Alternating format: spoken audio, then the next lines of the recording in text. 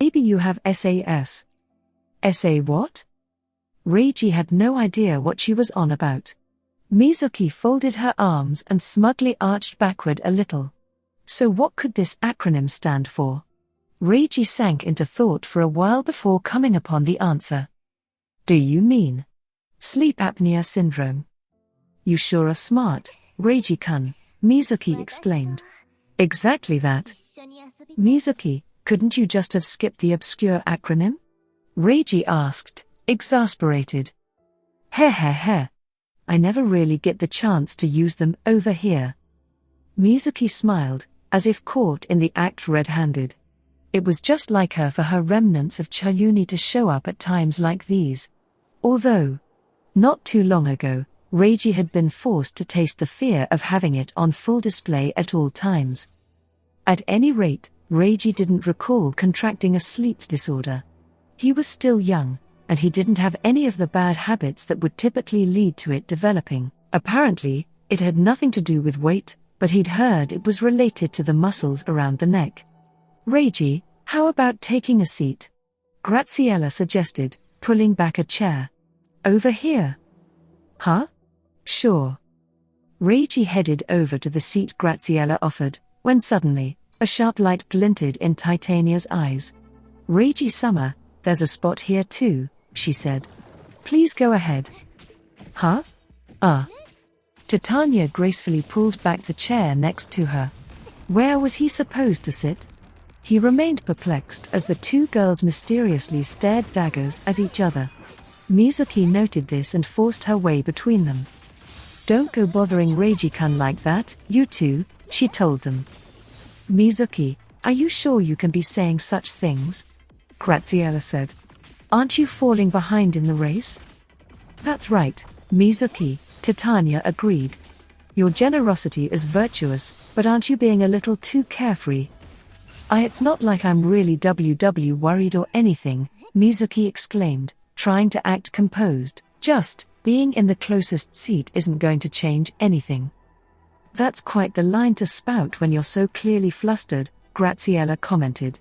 I mean, if it was that easy, none of us would even be competing by this point, right? Mizuki retorted.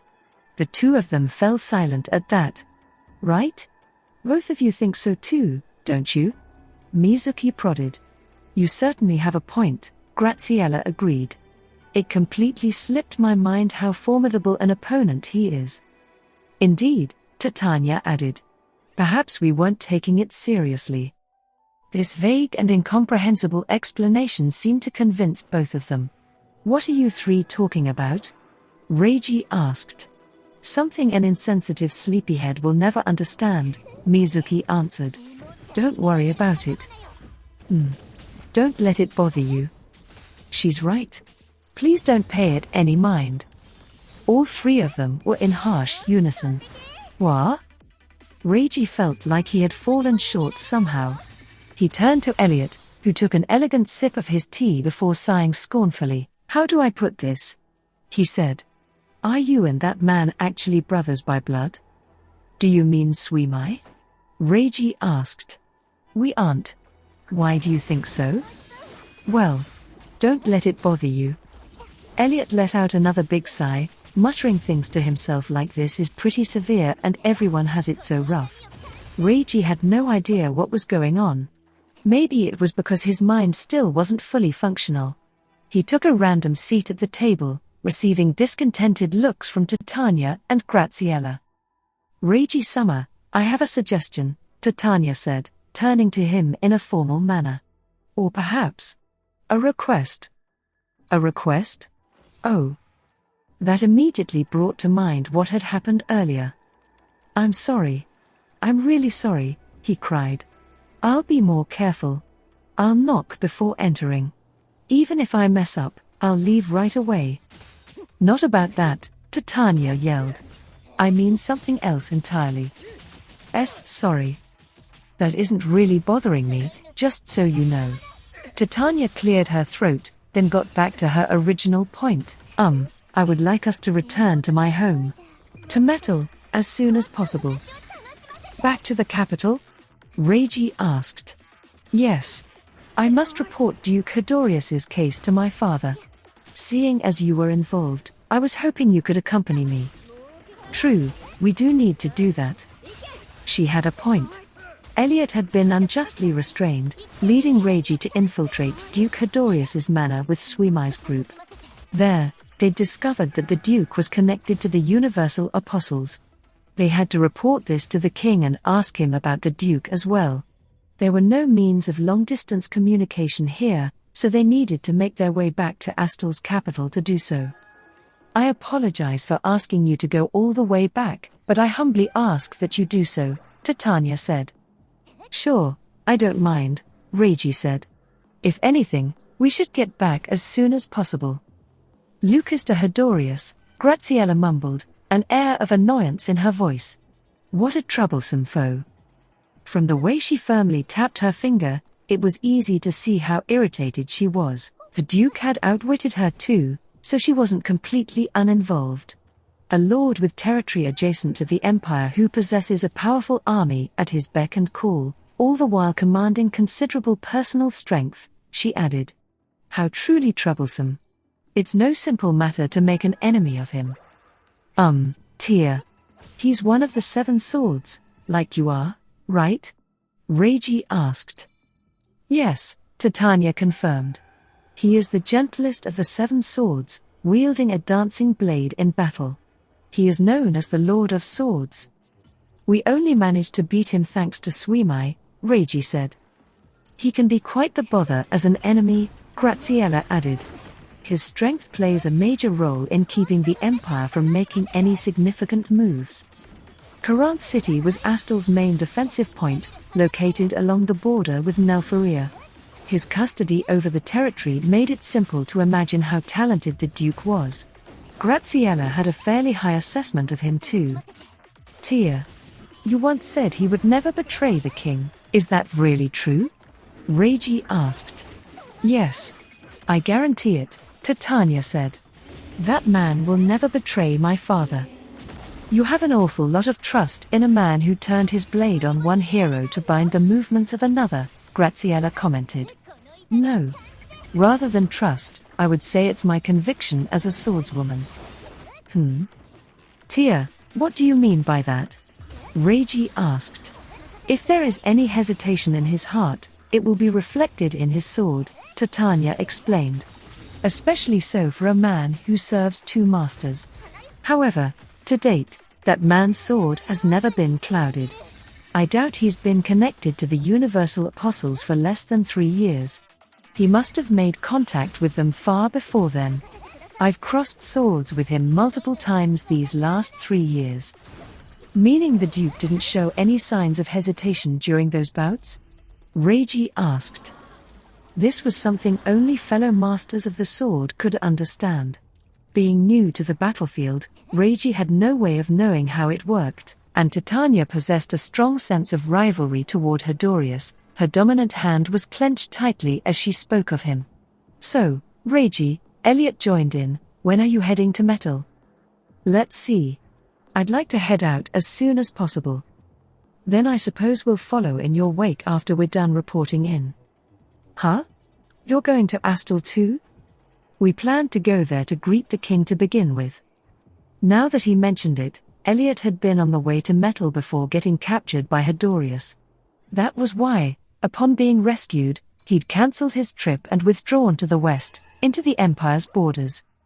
Regardless of my treatment at the hands of Duke Hedorius, I have questions I must ask Astel's king, Elliot added. I need to know what kind of man the Duke is and what his ideologies are, after all. True, Reiji murmured. He had a lot on his mind too. They couldn't grasp the Duke's character without more information, let alone figure out what his objective was, and things have just calmed down for you. Reiji commented. The same goes for all of you, Elliot said. You came from Astel and now you're going right back. Ah, Mizuki exclaimed, clapping her hands as if suddenly remembering something.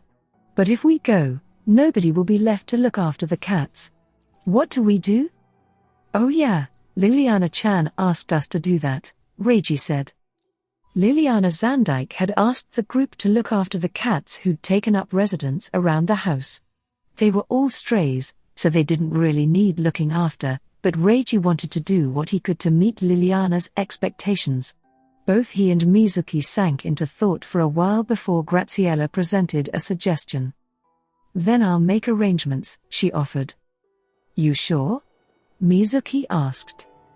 "There are only a few who live around here, yes? It's a trivial matter." "That's Graziella-san for you. You're so reliable," Mizuki exclaimed cheerfully. Naturally. Now that things were settled, Elliot turned a serious look to Reiji. "Reiji, this might just be me being meddlesome," he started.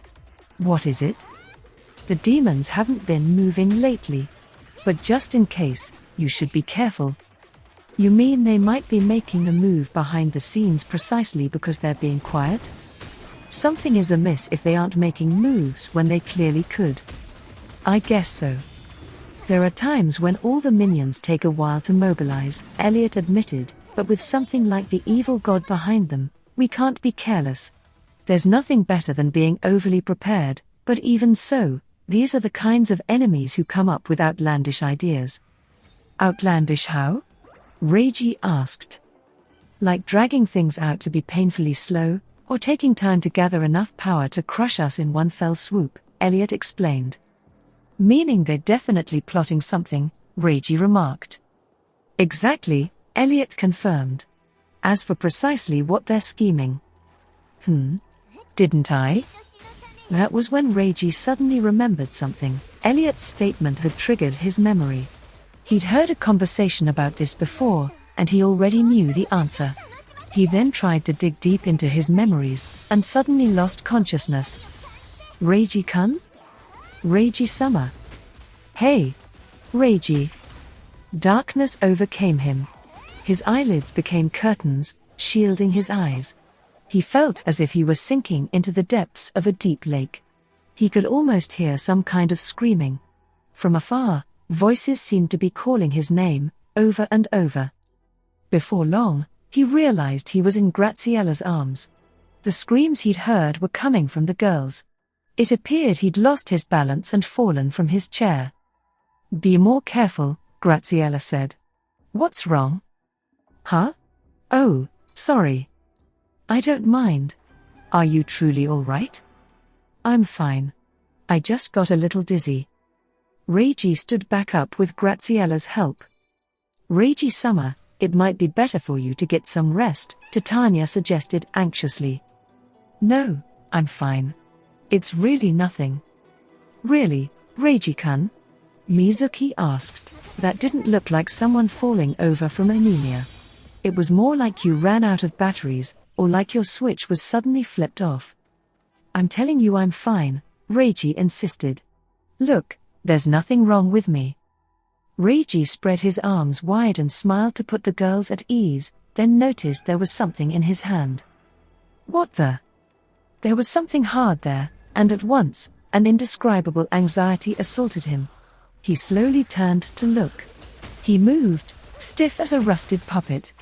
As he slowly opened his palm, his eyes focused, revealing white metal and a glowing blue gem. "Reiji-kun, is that the Ishar cluster?" Mizuki asked. When did you take it out?" "Well, he hadn't been holding it before falling over. It should have been inside his jacket pocket this whole time. And yet, here it was, in his palm."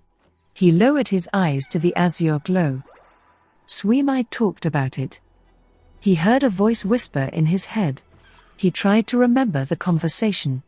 Suddenly, it seemed to be of the utmost importance to remember what Suimai had said. "Elliot," Reiji said. "What is it?" "The reason the demons aren't making a move is because they're making new demons," Reiji said. "They're culling the weaker demons to make stronger ones, so that more power from the evil god can be granted to each individual." "Are you certain?" Elliot asked. They're still in the preparatory phase, so it won't be long before they invade again." That's what the demon responsible for this plan told Suimai. Reiji had overheard it during the demon invasion of the Empire. Suimai had made this prediction, and the demon named Lishbaum had confirmed it. Elliot Summer, Krista said, her eyes filled with anxiety. What does that mean? Demons are born of the evil god's power, Elliot answered. The evil god determines their strength and numbers through its capacity. This is limited, so they're throwing away the existing unsuitable vessels to create better ones. They're probably at the stage where they're prioritizing quality over quantity. Meaning even more powerful demons will appear next time. That's right, Lishbaum had explained it as if it were a tactic in a strategy game. High-quality units required more funds and upkeep. Also, if a map had a limit, space had to be made for them. In a way, it made perfect sense. But why fuss over quality? Mizuki asked, raising both her hands high. In a battle on such a huge scale, don't numbers provide more of an advantage? Considering 3 countries have already fallen, they've likely decided there's no need to depend solely on sheer numbers, Elliot answered. Small fries take up time, but any good soldier can handle them with sound tactics. Elliot paused there, then suddenly sensed how dangerous the situation was getting. This is bad, he continued. If it's true, we've played right into their hands. Even so, it's not like we were in a position to not kill them, Graziella commented. It was a poor move to do as they wanted, but if we did nothing, we would have suffered even more casualties. You're right, Elliot agreed. Things are only going to get harder from now on. However, it isn't all bad news, Graziella said. If they're focusing on quality over quantity, our forces will have fewer places they have to cover. I believe things will work, so long as we can crush them wherever they show up. Yet that idea required significant strength. Did Reiji possess enough power to overwhelm these stronger demons? But if there's too many of these improved demons, that won't work anymore, Reiji said. They aren't there yet, though, Elliot said. In other words, this is the decisive hour. We need to gather our forces and prepare, Reiji agreed. I'd like to strike quickly, but we don't even know where the demon's base is, Elliot added. They would have to look into that. It would be best to sever the problem at its root. Not that Reiji had the faintest idea of how to accomplish that. It seems the fighting will only get harder from now on, Reiji said. Yes, for both of us, Elliot agreed. The 2 heroes shook hands, and each began making their own preparations. Chapter 1, the one calling out to Reiji. In a sparse, candle-lit room stood a woman, her bewitching figure clad in a knight's outfit, a sword strapped to her waist. Her hair was white and she had dark skin, with eyes the color of blood. On their own, these features wouldn't be rare for a female knight of Astel or Nelfaria. However, the small horns on her head and her tapered ears set her apart from such humans. She was a demon. It was no exaggeration to say that she was the demon general whose form most closely resembled a human's. Maybe coming here was a mistake. The demon general Mula deeply regretted coming here. She shouldn't have agreed to such a summons. She should have left the castle and devoted herself entirely to the upcoming battle. Feeling exasperated at her serious, upright personality that prevented her from doing so, she let out a dispirited sigh. Her summoner was the sole reason for her concern, Lishbaum. In the demon army, he was something like a staff officer, a slim man with golden hair and a pair of twisted horns. His origins were a complete question mark, and so were his abilities. As a fellow child of the evil god, she had a general grasp of his power, but far too much of him remained a mystery. Demon Lord Nakshatra's declaration to invade human territory was still fresh in Mula's mind. With the timing deemed appropriate, a date for the invasion had finally been set.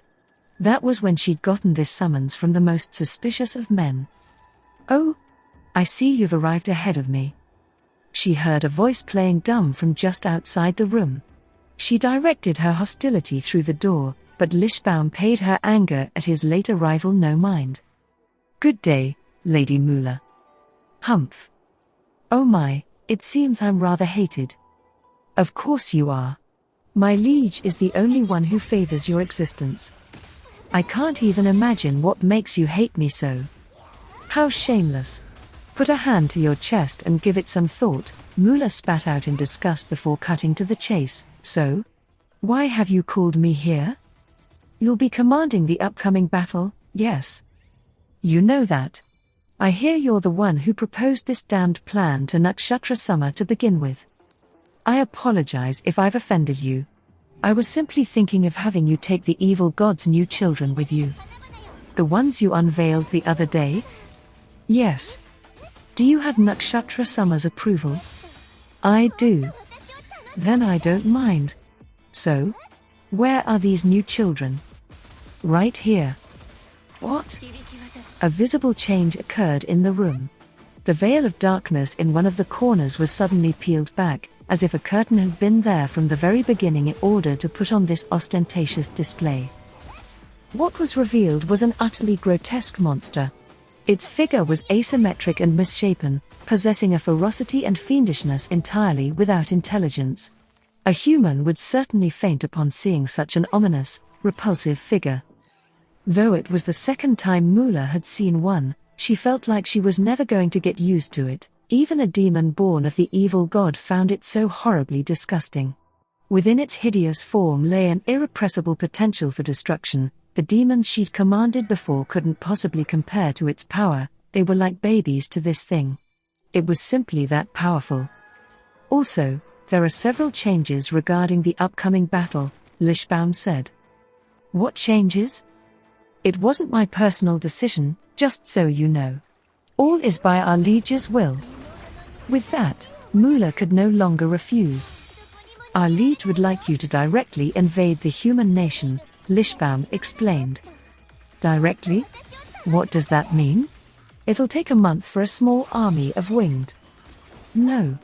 By using my magicka to connect space, it'll be possible to invade immediately. And directly to their capital at that. Impossible. Such a thing can't be done, Mula refuted. Your bravado knows no bounds. I'd rather you not make light of my power. But you'll see it for yourself soon enough. Truly? Lishbaum nodded. Despite his confidence, she still had doubts. If such a thing was possible, why hadn't he done so before this? No, she didn't need to ask.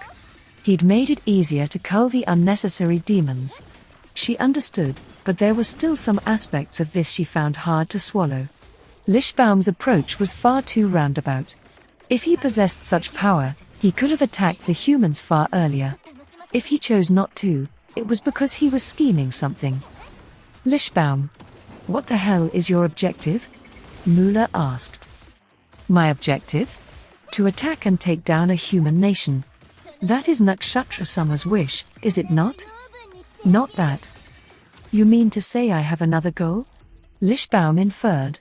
I do believe I've been working toward the destruction of the human race. Mula fell silent. The demon's greatest ambition was to eradicate every last human from the world so that the evil god's desire could be fulfilled.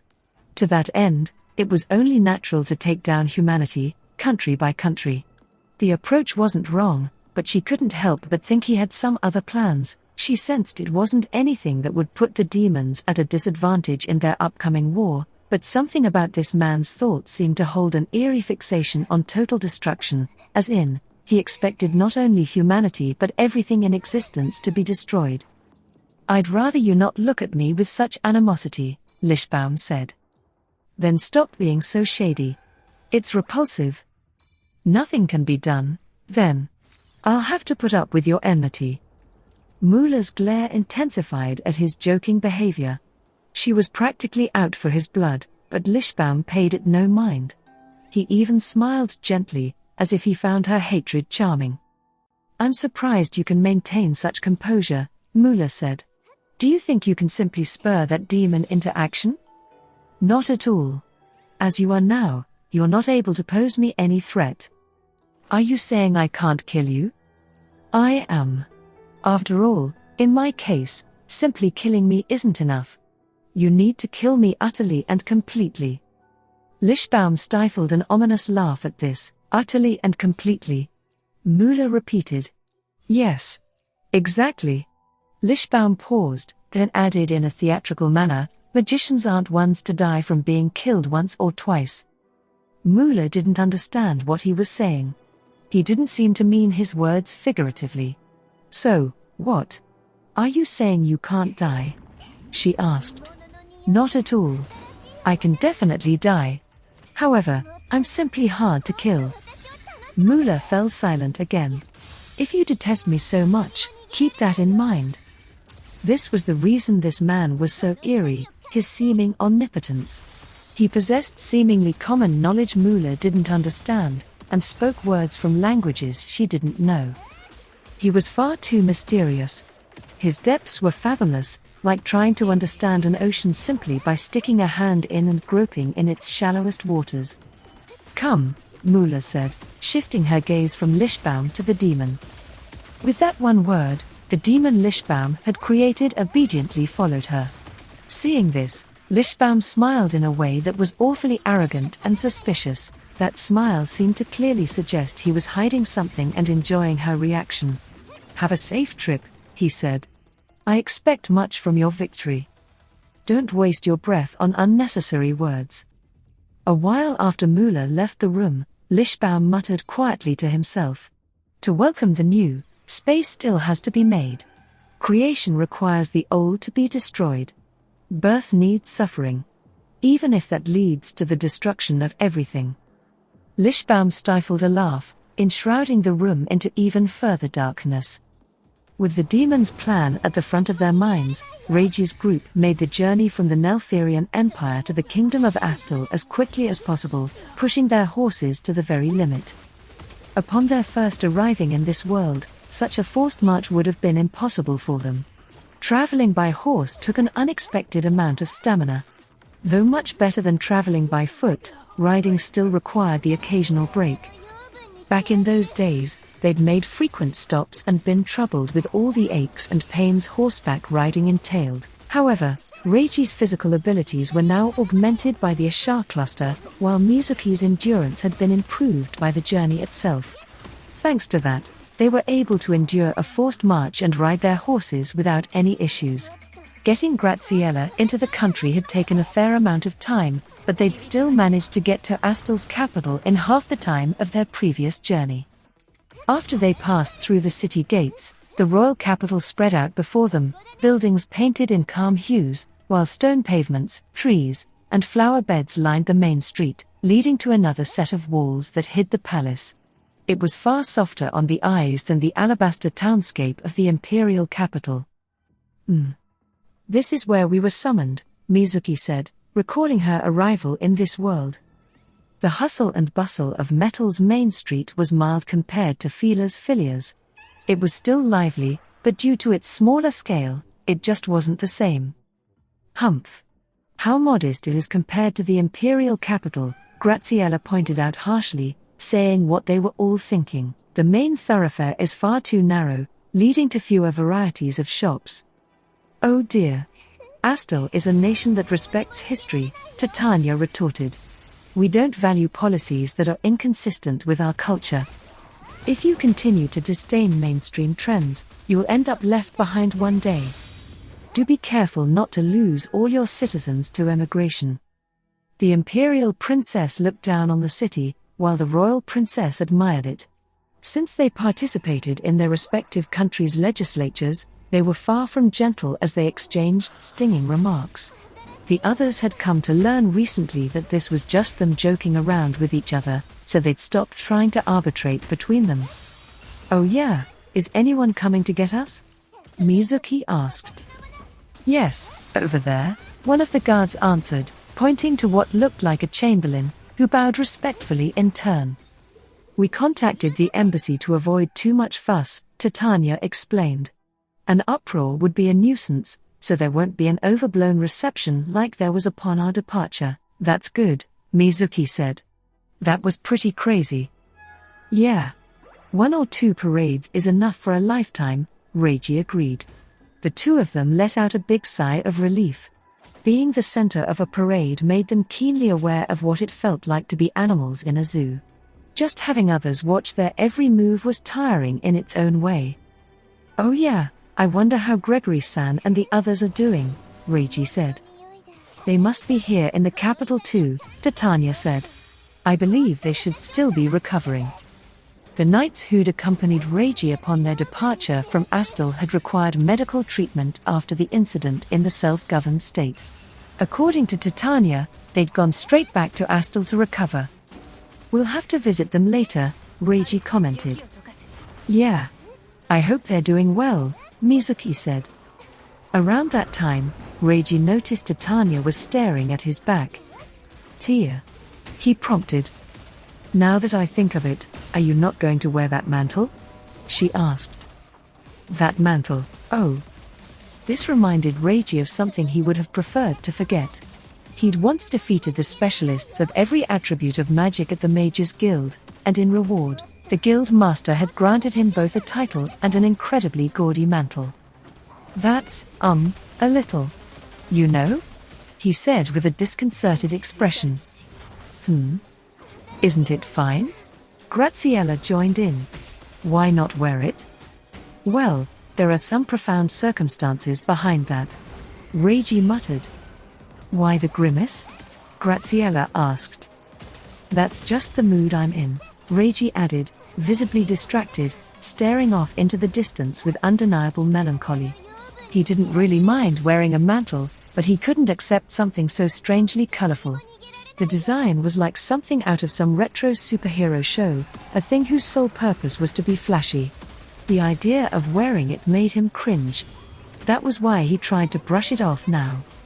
But here was the one girl who refused to read the room and, by doing so, completely obstructed his plans. Reiji-kun, I think it's pretty cool, Mizuki said.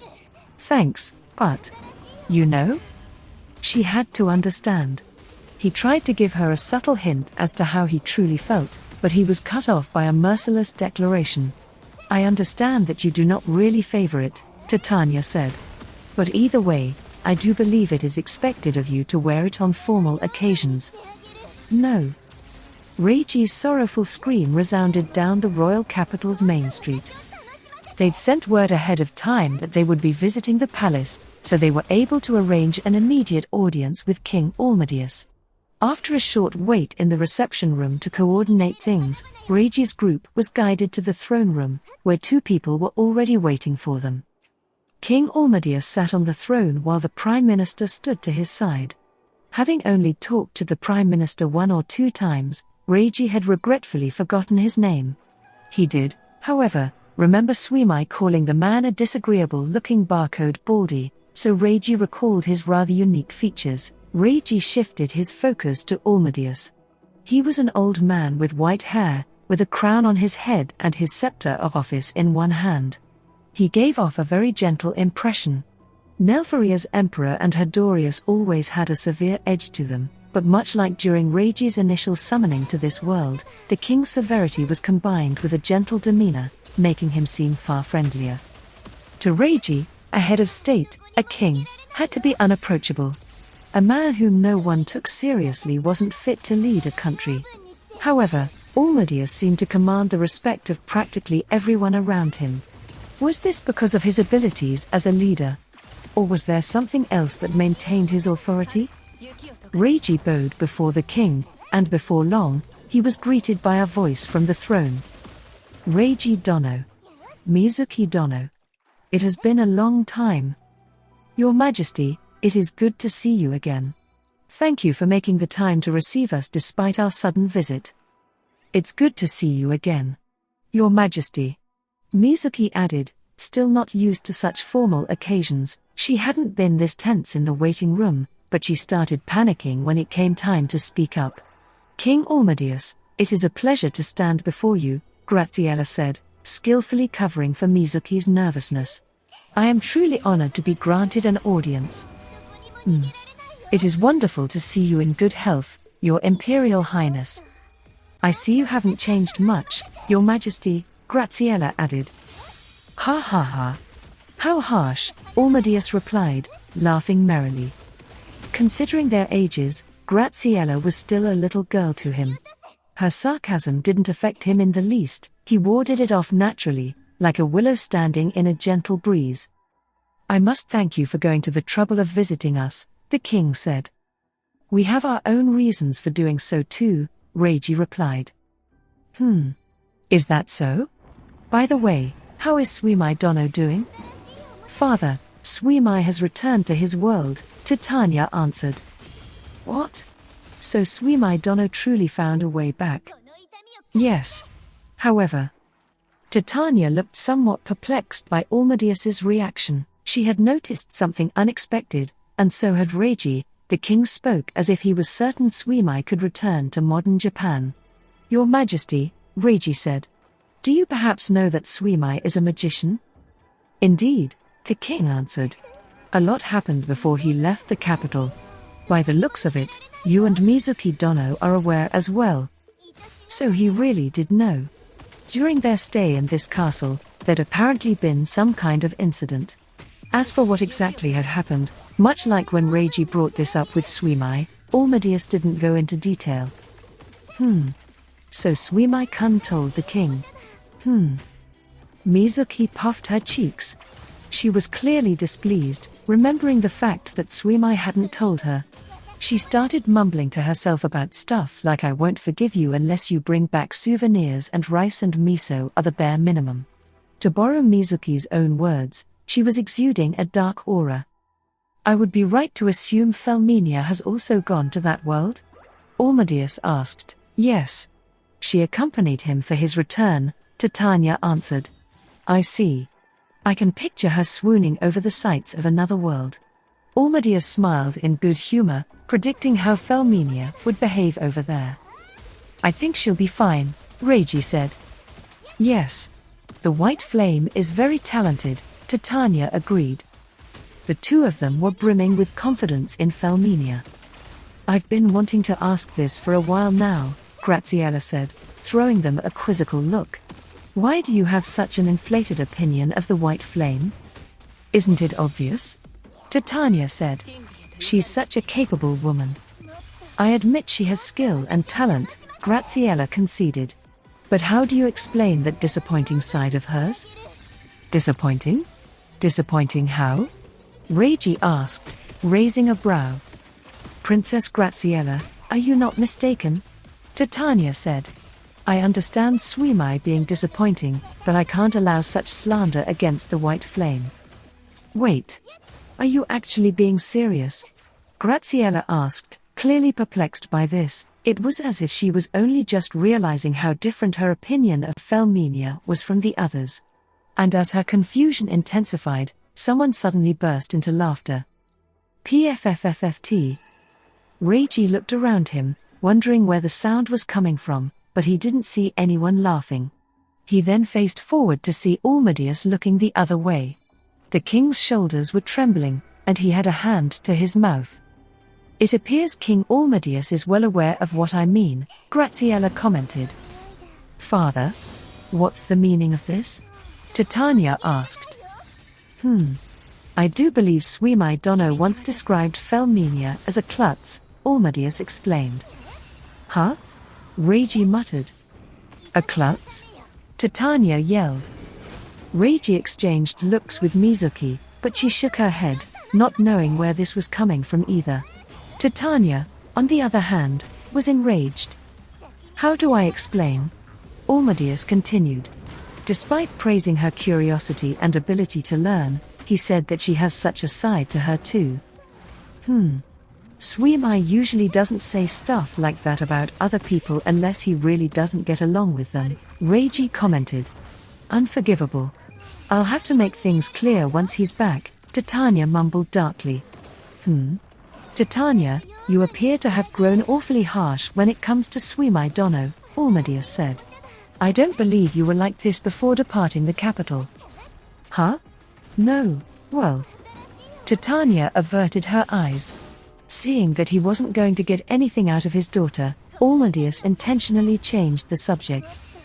I suppose that's enough idle chatter over our reunion. Let us cut to the chase. Reiji Dono, your letter mentioned that you had something to ask me. Almadius focused carefully on Reiji, and a moment later, Titania ordered the room to be cleared. Father, she said, once they were alone. We wish to ask about Duke Hedorius. About Lucas? We've already received reports of the trade core he used as bait. Forgive me, but I cannot punish him harshly over that case. I can place certain restrictions on him, but it's difficult to do any more, especially as I am aware of Swimai Dono's power. No, it is not regarding that matter. Then what is it? Are you aware that Duke Hedorius had Elmide's hero confined? Reiji asked. Lucas confined Elmide's hero. Almadeus said. No. According to the reports, he provided the hero shelter to relieve his fatigue. The truth is he threatened Elliot and put him under house arrest. But setting that aside, there's something we need to know. I see. Reiji Dono, you have other concerns, then? Almadeus asked. Father, Titania continued in Reiji's stead. Have you heard of the Universal Apostles? No. Not with what information I have, the king answered. It is the name of a group that's been plotting behind the scenes of the northern continent, Reiji elaborated. They lent us a hand during the war against the demons in Nelfaria, but during Elliot's confinement, they stood against us. And from what I can gather from this conversation, you mean to say Lucas is involved? Almadeus asked. Yes, Reiji said. He's connected to the Universal Apostles' leader, Gottfried. We believe Elliot's confinement was part of some plot. Lucas is my sworn friend, the king said, his eyes narrowing in disbelief. I'm not excusing his crimes, but there must be a reason for him to do such a thing. Titania? I'm of the same opinion, Titania said. But I think we must keep a careful eye on his movements. I suppose so, the king agreed. Reiji Dono, have you spoken with Lucas before? With the Duke? Reiji asked. Almadeus nodded. This had happened a while ago. I was called to the Duke's manor to talk during our stay in Karant. And what did he say? The king asked. He asked me why I fight. He also told me about the goddess. Meaning Lucas has conveyed part of his reasons to you already. It's probably related to what he said.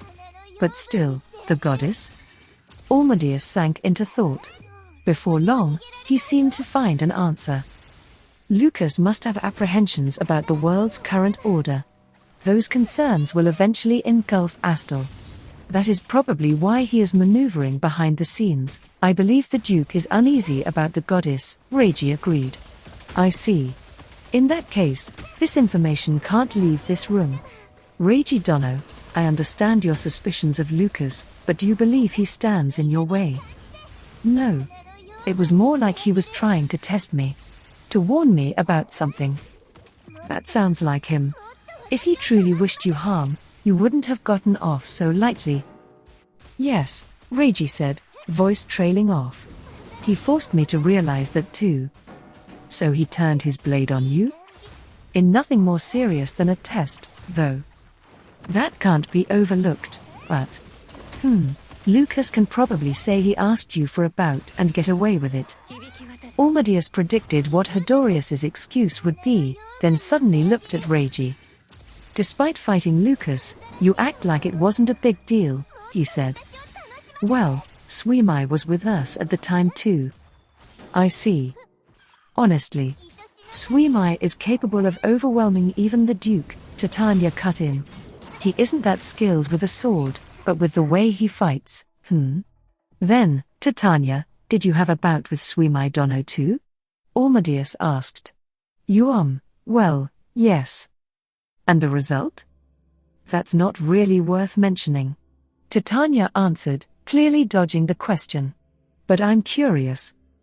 Almadeus wasn't letting her get away. He looked like a father who enjoyed teasing his daughter. Titania, on the other hand, looked like she'd bitten a bitter bug, and the taste was still lingering on her tongue. I lost, she admitted. But he resorted to cowardly tricks. Swimai Dono isn't a swordsman, Almadeus said. He won't fight you fair and square the way you believe a fight should be conducted. Every master has their own tactics in battle. I know that, but still. I wonder if you'll ever grow out of being a sore loser, Almadeus said, sighing at his daughter's inadequacies. Father. And that was where their audience with the king came to an end. After their audience with the king, Rage's group was escorted to their room within Castle Camellia. It was the same room they'd used during their previous stay in the palace. A mix between a hotel room and a parlor, it was a spacious guest room furnished with 2 beds, a closet, a large work desk, 2 sofas, and a coffee table. The sweet and gentle aroma of late-blooming gardenias filled the room upon their entry, fresh enough to perhaps have been placed there just ahead of their arrival. The party entered and got themselves settled in. Titania sat on one of the sofas and helped herself to some pre-made tea, while Graziella sat on the opposite sofa, spreading her arms over the backrest and folding her legs. Mizuki sat backward on a chair, hanging her arms over it and lazing about. Reiji looked out the window. He could see soldiers in the middle of training. Though their spirited shouts and the clash of their wooden swords could be heard, it wasn't so loud as to be unpleasant. After watching them for a while, he sat down on the bed. "The king hasn't really changed, huh?"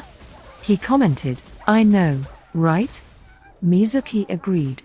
"He's so gentle. It's calming." It wasn't like the king was entirely devoid of austerity, but his broad-minded attitude really put one at ease. "I can't see the strength he hides at all," Graziella said, folding her legs the other way and turning a meaningful gaze to Titania. "I take it you inherited that from him?" "Both my father and I are simply conducting ourselves in our usual manner," Titania responded calmly, quietly sipping her tea. "Huh? Tia, is the king strong?" Reiji asked. "Yes. He possesses significant skill with a sword," Titania answered. "However, due to his standing, he cannot participate in the ceremony for the 7 swords. That's why Duke Hedorius participated in his stead," Graziella added. Just as Graziella said, Reiji couldn't see that side of the king at all. "Reiji-kun, does he look strong to you?" Mizuki asked, thinking the same thing. "I can't tell. Suimai might be able to. Or maybe not. Suimai didn't really look at him like that either, so I wonder. A fair amount of time has passed since he's retired as a swordsman," Titania said. "It's possible he's deteriorated somewhat compared to his active days. Not that I believe it." "I'm pretty sure Suimai-kun called him a sly old fox," Mizuki said. Mizuki, that's a little rude," Reiji said. "It does sound like Suimai, though. Right? Suimai-kun is definitely calling him that behind his back. There's no mistaking it. At any rate, if he truly possessed such skill, then Almadius's authority made sense. He didn't maintain it by pressuring those around him. He did so thanks to his background as a powerful swordsman. That was how he maintained a proper pecking order in his court. More importantly, Suimai," Titania suddenly yelled. "Of all things, to call the white flame at the klutz. How can he slander her like that when he relies on her every day for his housework?" "I'm sure he's referring to the past," Graziella said with an exasperated sigh.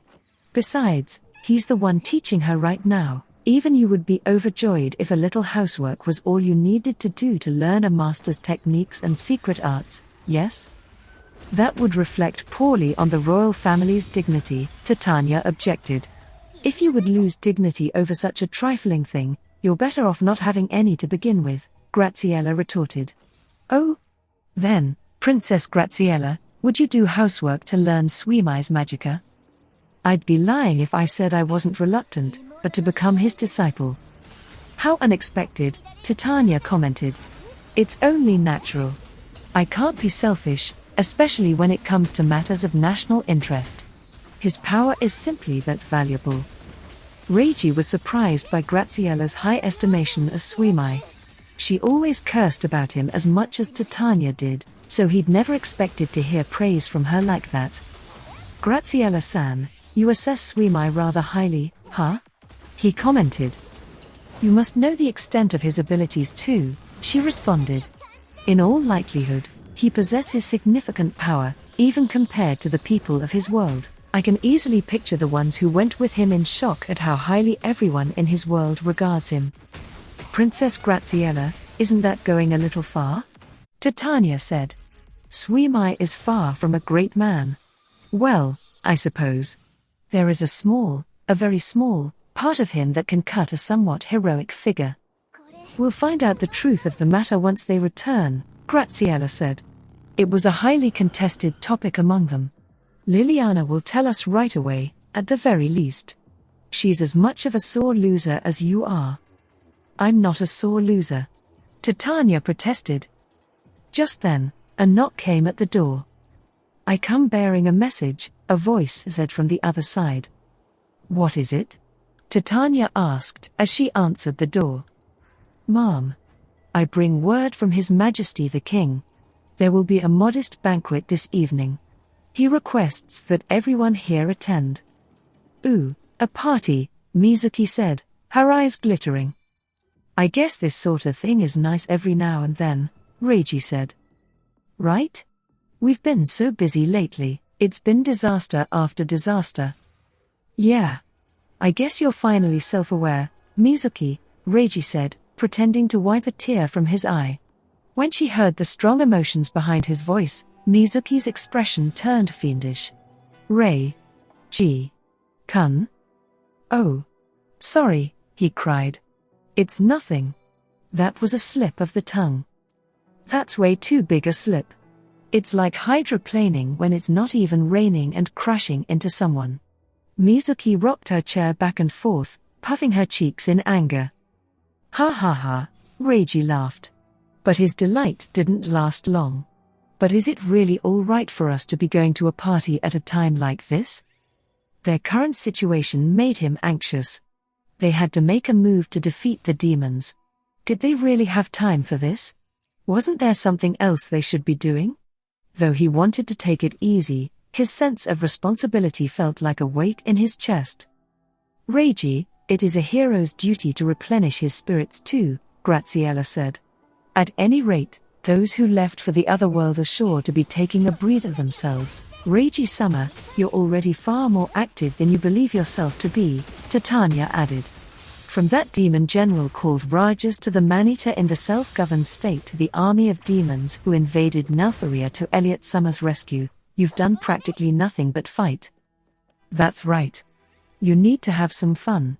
Mizuki joined in. Yeah. You're right. Their words helped to dispel his anxieties. Truly, Reiji was so grateful for his companions. Just as he was about to agree to the banquet, darkness suddenly overwhelmed him.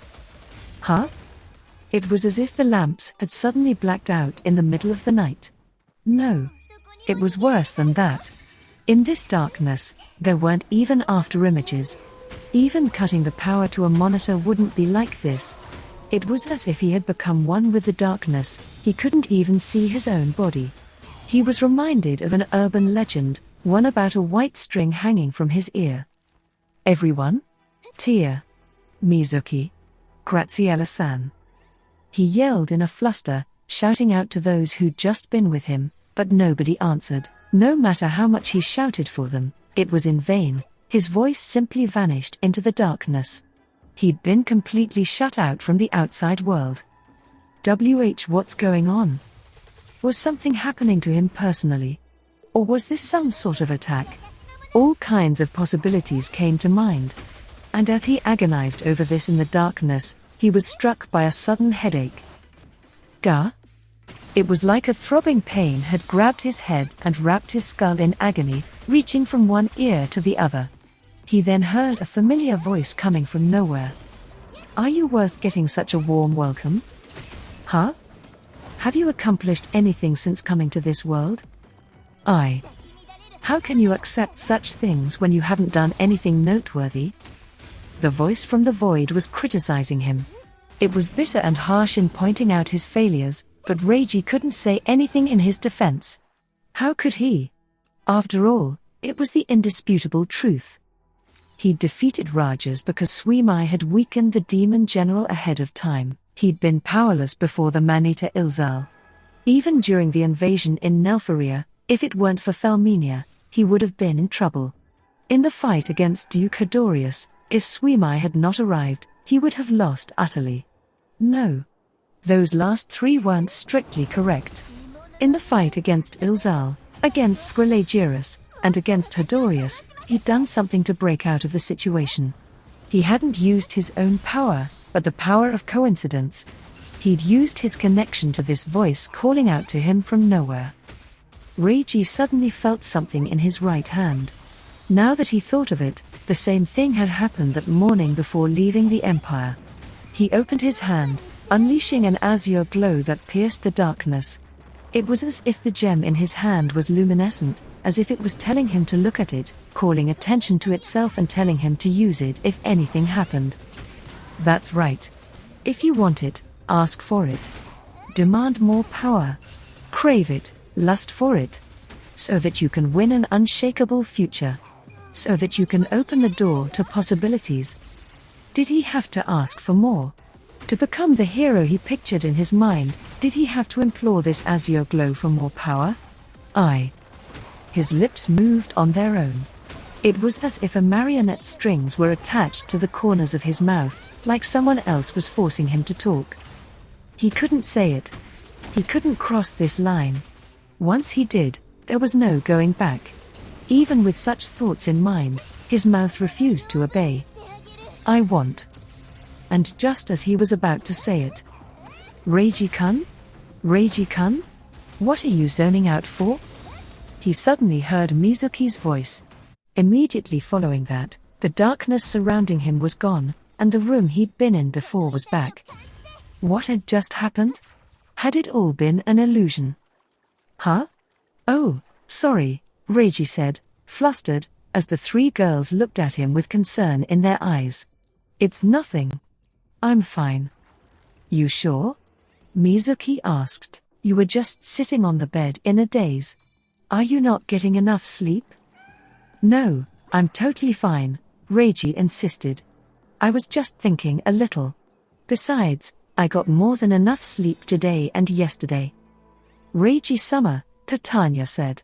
It really might be best for you to get some rest. I'm really okay. No, we're the ones putting you through such hardships, Titania said. We can't have you pushing yourself too much.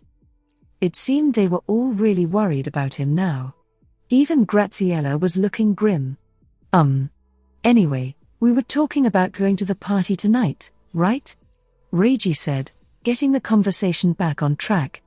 Mizuki cocked her head. Who? A party? What party? Reiji-kun, who's having a party?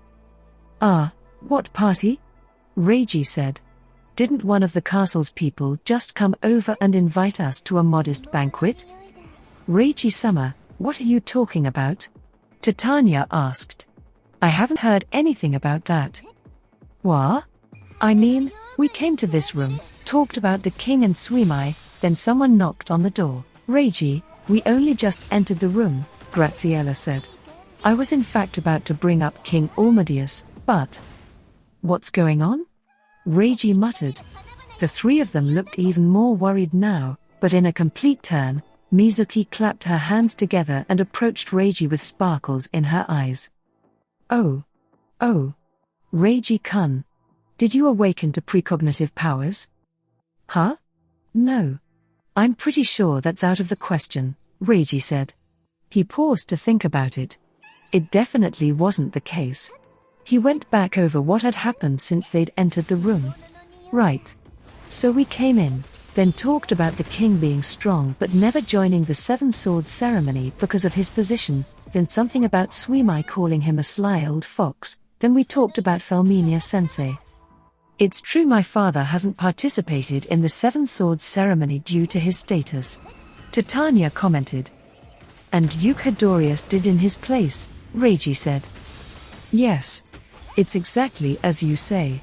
Titania looked more worried than shocked. It's far too detailed and accurate for a wild delusion, Graziella commented. Suimai-kun would totally call the king a sly old fox behind his back. Mizuki added. After that, someone knocked on the door. Just as Reiji got to that, a knock suddenly came at the door. The tension in the room immediately spiked. I come bearing a message, a voice said from the other side. Everyone in the room exchanged looks. Titania then slowly rose from her seat and answered the door. "About the banquet?" she asked. "Oh, you're already aware.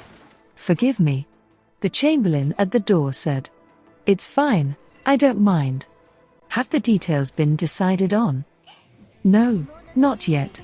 Another chamberlain will come by to go through the details later." "Understood.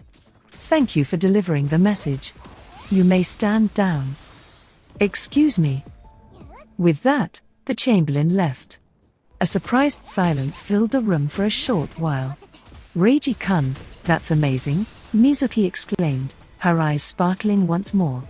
"You've got a crazy weapon and now you're an Esper." "Well, Reiji-sama, I don't know what powers are at work here, but it is tremendous to be able to see the future," Titania said. "Indeed," Graziella agreed. "If we use it properly, we might be able to handle matters even better than before." They were full of expectations, but Reiji couldn't help but see this as a bad omen. He opened his right hand, and just as expected, the sacrament was there. Had it just been an illusion? Or had he truly seen the future? The thought filled him with unease. Despite experiencing that strange vision, Reiji decided to attend the party. Today's festivities were kept modest to help relieve them of fatigue, but there was an inevitable level of pomp and circumstance they couldn't prevent. The party was a stand-up buffet with nobles in attendance. "I'm assuming those attending are seeking your favor."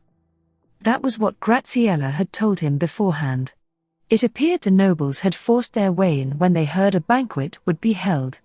Reiji couldn't help but smile bitterly at Graziella's comment. "They have nothing to gain by making themselves known to the likes of me, though," Reiji mumbled to himself. He knew he was being a little self-deprecating, but it wasn't like he had any money or authority here. What did anyone get from being connected to him? Not to mention that he was from another world entirely. Once he went back, all of their desperate scrambling would be pointless. Reiji stood in the corner of the venue, mind whirling with such thoughts, before he turned aside to Mizuki. Mizuki usually wore a uniform and muffler, but today she had put on makeup and borrowed a dress. She looked far more mature than normal. It was a side of his friend Reiji hardly saw, and it made his heart throb. The fact that it was a black dress had to be because of her personal tastes. "Maybe the nobles think you're planning to stay here," Mizuki said. "Me? In Astel?" Reiji asked. Mizuki nodded. "If not, I doubt they would have come to this party." "I guess so," Reiji agreed. "If they thought otherwise, they wouldn't be trying so hard to make a connection with him." "Reiji-kun, what do you think?" Mizuki asked in a sudden fluster. "Do you actually want to stay in this world?" "Huh? No, I'm planning to go back," Reiji answered. "I've got family there too." Right. That's right." Mizuki raised her voice, then let out a big sigh of relief. "But I'm thinking of coming back once or twice a month," Reiji added. "If Suimai can teach me the magicka to come and go, we can do it whenever I want." "Yeah. Or we can get Suimai-kun to drop us off and pick us up. If we do that, I can already hear him saying, 'Don't use me as a goddamn taxi.'" "Me too." The two of them continued teasing their absent friend. Reiji truly did want to visit several times a month. After the world was at peace and the demons were finally defeated, of course. Besides, just saying, "Okay, bye," to the people we've met here after defeating the demons is kinda sad, Reiji added. "Yeah," Mizuki agreed. "We've gotten so close to Tia and Graziella-san too. I don't like the idea of having to say goodbye to them." Titania in particular had been with them from the very beginning, and the three of them had all supported each other through many hardships. Separating from her would be truly difficult. As the two friends talked about the future, Reiji noticed some familiar faces approaching. It was a group of three, an older man, a gallant woman, and a youthful man, all dressed like knights. These were the escorts who'd accompanied Reiji on his journey. "Hero Reiji-sama, it has been a long time," Gregory said as he reached Reiji, giving him a picture-perfect salute. Gregory-san. Lucas-san. Refree-san. Reiji responded. It's good to see you again, Luca greeted him. Reiji-sama, Free said. I'm so sorry for all the trouble we caused. These three had left to recuperate after the incident in the self-governed state, but they were now here to see Reiji. How is your condition? Reiji asked. As you can see, our wounds are healed, Gregory answered. We're perfectly fine. Thank goodness, Reiji said. I'm so glad you all recovered without trouble, Mizuki agreed, her expression full of relief. Due to her personality switching to Aokuzami, she'd heard about what happened to these three after the fact, and she had been very worried about them. Watching Mizuki take Luca's hand, Reiji couldn't help but smile. I'm truly ashamed all this happened while we were by your side, Gregory said, bowing deeply. Don't be, Reiji told him. I'm just glad you're all okay. With that, the three knights bowed apologetically once more. They were all very serious by nature, so this must have weighed on them. Are the three of you also attending the party? Reiji asked. No, Gregory answered. We'll be taking part in securing the grounds. Or, I wanted to talk more, Reiji said. Ha ha ha, thank you very much, Gregory replied, laughing. I'm sure we'll have other opportunities to speak. Besides, if you talk with us now, you'll be too tired for what's to come. I guess so, Reiji said with a nod. Gregory was most likely suggesting the slew of nobles Reiji had to inevitably talk to, and Reiji just couldn't control his face at the thought. Mizuki and the knights all burst into laughter at his reaction. With that, the knights left the banquet hall. Talking with nobles, huh? Reiji muttered. What'll you do, Mizuki? I'm just a S, so I guess I won't pay it any attention, Mizuki answered. I'd only get nervous. I think I'll just stand by you and nod like your own personal accessory. Mizuki gave off a very energetic and cheerful impression, but she was actually pretty shy around strangers. Reiji also couldn't deny that, even if she wasn't going to devolve into a panic, she might end up doing something weird if she talked. Her decision to be quiet was to prevent making such a mistake, as self-defense against her own tendencies. And just as Gregory predicted, when the atmosphere in the room seemed right, several nobles began to approach. At the same time, however, a figure appeared from the opposite direction, and the approaching nobles immediately backed off, as if pushed by some external force. The new arrival was none other than Graziella. Much like Mizuki, she was wearing a dress, likely also borrowed. She usually wore a primarily white military uniform, but now, in a figure-hugging red dress, elbow-length gloves, and an ornament in her hair, she looked like a princess with the seductive aura of a dancer. She approached without hesitation, and Reiji and Mizuki walked up to meet her. Graziella-san, Reiji greeted her. I don't like wearing dresses, but the castle's maids kept nagging me, Graziella said. It doesn't really suit me, does it?